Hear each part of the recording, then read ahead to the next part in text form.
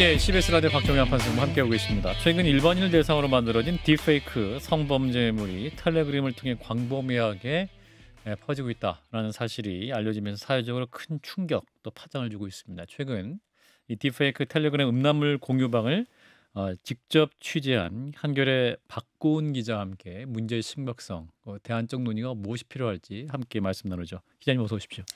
네, 안녕하세요. 한겨레 사회부 기자 박고은이라고 합니다. 예, 두 분은 인사해 주시고. 안녕하세요. 안녕하세요. 자, 이게 이제 성착취물이 메신저를 통해서 광범위하게 공유됐던 사건, 엠번방 사건 때도 저희가 참 큰 충격을 받았었는데 네. 이번 딥페이크 성범죄물 공유는 또 좀 다른 양상이 있는 거죠? 차이가 뭐가 있을까요? 네, 맞습니다. 최근 2, 3년 사이에 좀 기술이 이제 너무 빠르게 발전하고 또 보편화된 것 같습니다. 예. 이제 몇 년 전만 해도 최소한의 이제 시간과 비용이 어느 정도는 들었었거든요. 예. 그런데 이제 개인이 이제 시간을 들여서 이제 그 당시에는 과거에는 이제 개인이 시간을 들여서 이제 불법 합성물을 이제 하거나 만들거나 예. 아니면 기술자에게 돈을 내고 이제 이렇게 제작을 하기도 했는데 예. 이제는 이제 그럴 필요가 없어진 겁니다. 그러니까 텔레그램 제작봇 같은 곳에 이제 접속을 해서 사진만 넣으면 몇 초 만에 이제 뚝딱 이렇게 불법 합성물이 만들어지는데요. 그러니까 이제 누구나 쉽게 마음만 먹으면 이제 불법 합성물을 제작하고 유통할 수 있는 환경이 이제 마련된 셈이죠. 예, 네. 그러니까 어떤 앙심을 품고 A라는 사람이라는 얼굴을 바탕으로 어떤 나체 사진과 함께 합성을 하면 네. 어떤 불법 합성물이 금방 만들어진다는 거죠. 네, 그러니까 앙심을 품지 않더라도, 앙심 품지 않더라도. 이제 마치 놀이처럼, 놀이처럼. 네, 특히 이제 10대 이제 사이에서는 이제 이게 놀이처럼 이렇게 이제 벌어지고 있다고 하더라고요. 예. 네, 이제 이게 앙심의 문제가 아닙니다. 앙심이 이제는. 아니고. 네. 최근 이제 직접 그 텔레그램 방을 취재하시고 기사도 쓰셨는데 네. 취재는 어떻게 시작하게 되셨던 겁니까? 네. 계기는 이제 이나대 딥페이크 집단 성범죄가 이제 터지면서부터였는데요. 예. 이제 이게 가담자만 이제 1,200명이라는 이제 보도를 보면서 이제 이런 방이 또 있지 않을까? 그리고 얼마나 접근하기 쉽기에 이렇게 많은 사람들이 모여 있을까? 이렇게 궁금증으로 시작하게 된 이제 취재입니다. 예. 그래서 이제 옛 트위터인 X에 딥페이크라는 단어를 한번 그냥 검색해봤습니다. 예.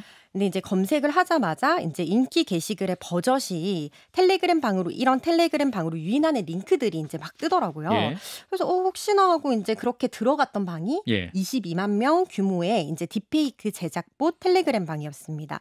그러니까 X에 접속해서 이제 제가 검색을 하고 해당 방에 들어가기까지 10초 정도 걸렸던 것 같습니다. 처음 이제 보도 나오는 걸 보면 제작하는 방도 있고 또 직업별로 방이 있다는 얘기도 있고 네. 꽤 많은데 이게 무슨 방들이 어떻게 운영되고 있는 거예요? 그럼? 네, 이제 크게 이렇게 세 가지로 분류할 수 있을 것 같은데요.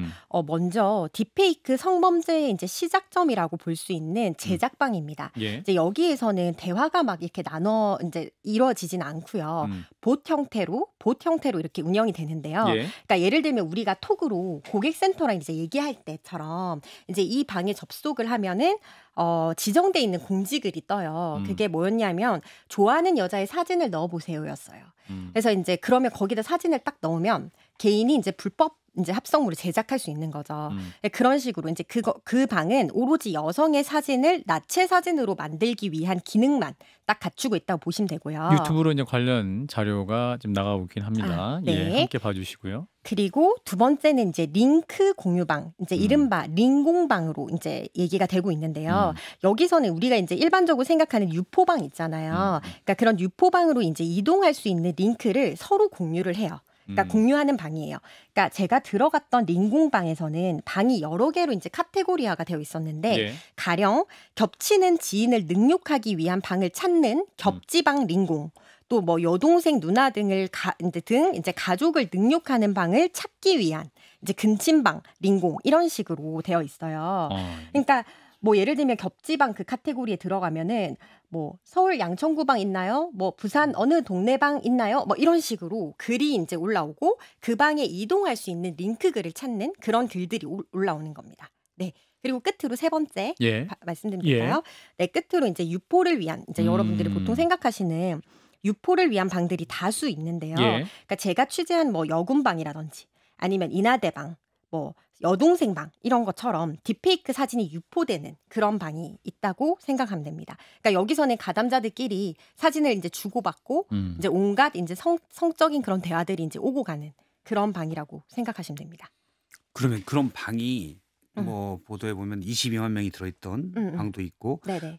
대부분 이렇게 다수가 있는 방인가요? 아니면 뭐 30명, 20명 이렇게 조금하게 자기들끼리 또 예를 들어 뭐 장기적으로 친목도 도모하면서 할 수 있는 그러니까 뭐 사적인 대화도 할 수 있는 그런 방들이 주로 있나요? 제가 들어갔던 방은 좀 대규모의 방들이 대부분이었습니다. 예. 뭐 2, 300명, 뭐 7, 800명 이런 방들도 있고요.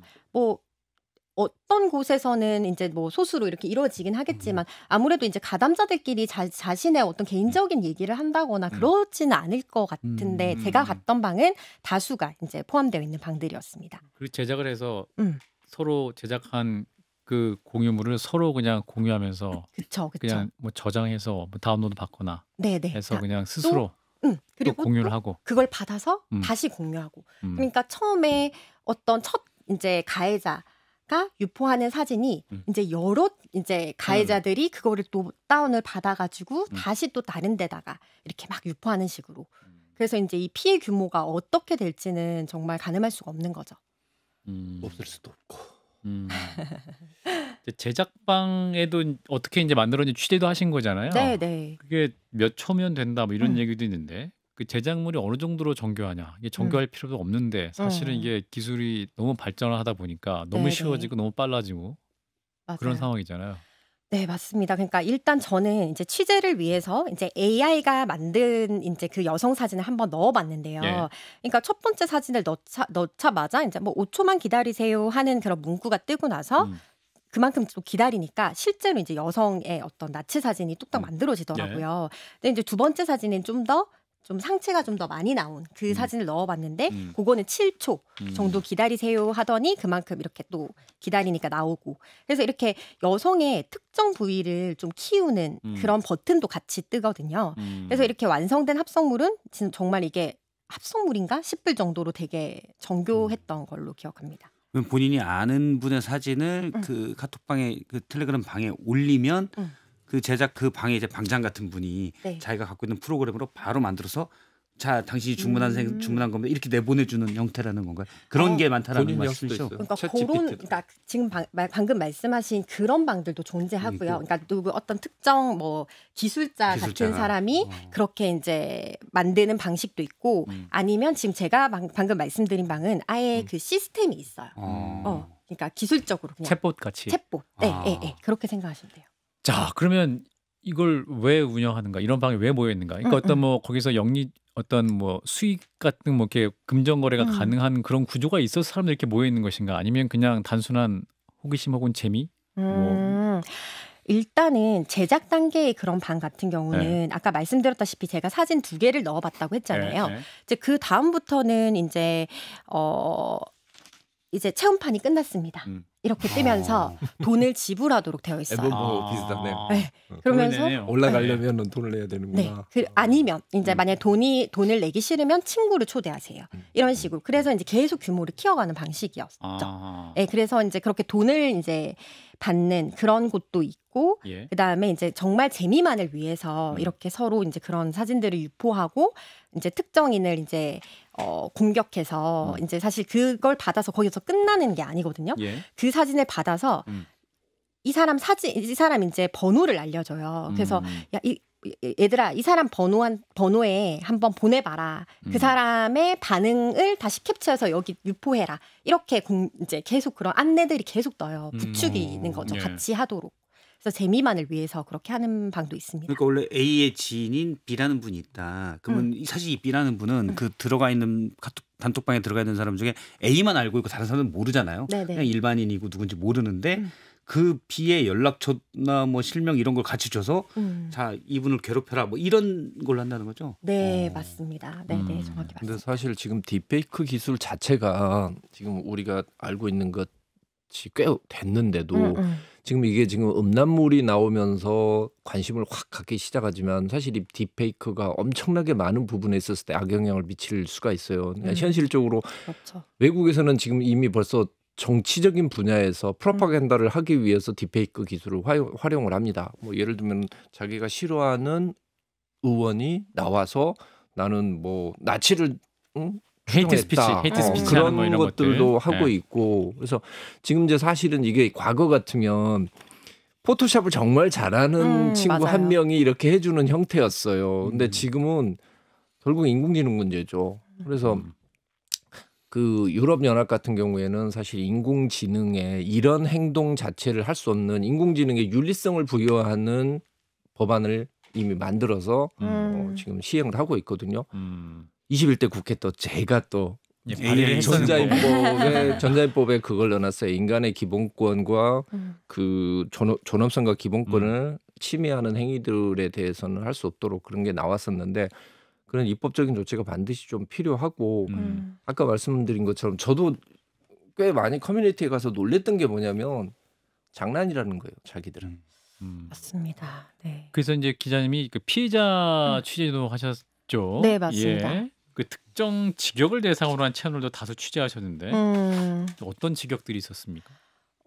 일단은 그 제가 확인한 것만 여군, 교사, 간호사, 여성 운동선수, 연예인 등이 있었습니다. 예. 좀 더 이제 그 방이 어떻게 운영되는지 좀 설명드리면 예. 이제 제가 주로 취재했던 여군방 같은 경우는 글은 이제 운영자만 쓸 수가 있는데 참여자들이 운영자에게 개인 메시지를 보낼 수 있어요. 근데 그 개인 메시지를 이제 공지에 이렇게 뜹니다. 개인 메시지로 여성 군인의 이제 사진이랑 그다음에 개인 정보를 보내라. 그렇게 하면은 그 운영자가 아까 말씀하신 대로 이제 딥페이크와 이제 합성을 해가지고 예. 그 전체 850명 규모였는데 그 전체 방에 다시 유포하는 그런 식으로 이제 운영되고 있었습니다. 왜 하는 거예요? 네, 아까도 말씀드렸다시피 이게 아예 문화가 돼버린 것 같은 그런 이제 전문가들의 이제 분석이 많았습니다. 약간 놀이처럼 한다는 거죠. 네.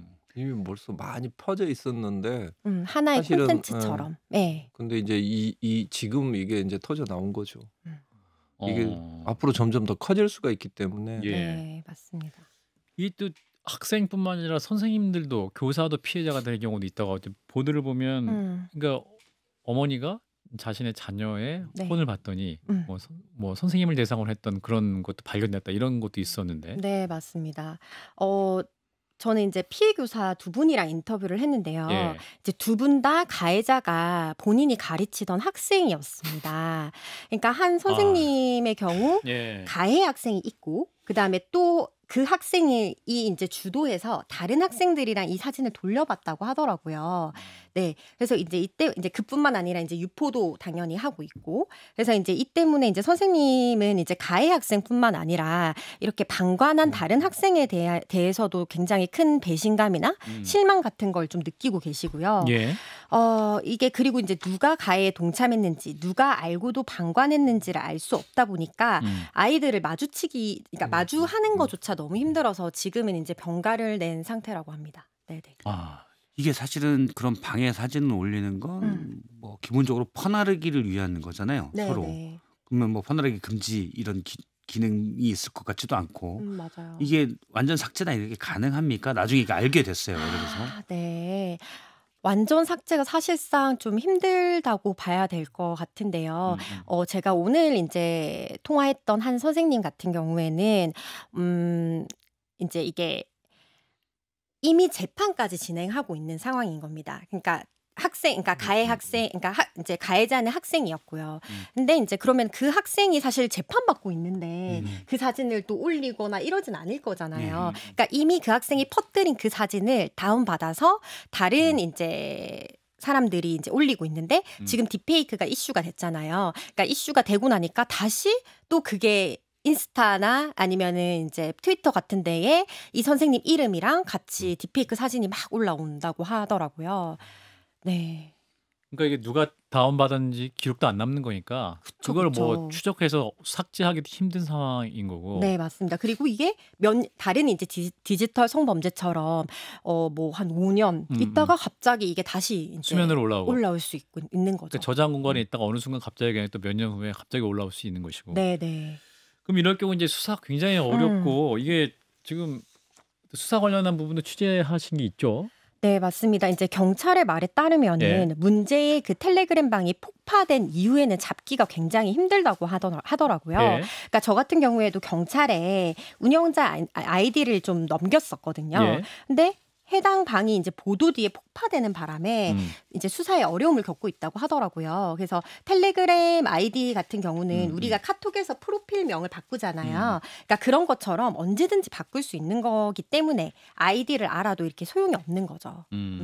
또 이게 이런 유형의 사건을 경찰서가 아닌 시도청 사이버범죄수사대가 하고 있다고 하는데 네. 이건 왜 그러는 겁니까? 아, 네, 맞습니다. 이게 아무래도 이제 좀 그러니까 일반 서에서 하기에는 좀 전문성이다? 전문성이 필요하기 때문인데요.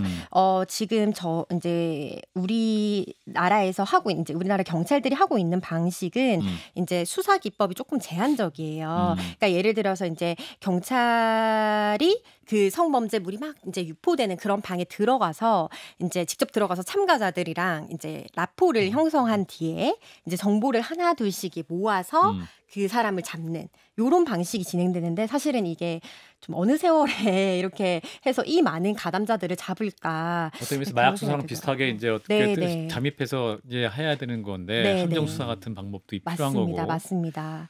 어렵네요. 너무 어렵습니다. 수사 전문가인 김웅 의원님.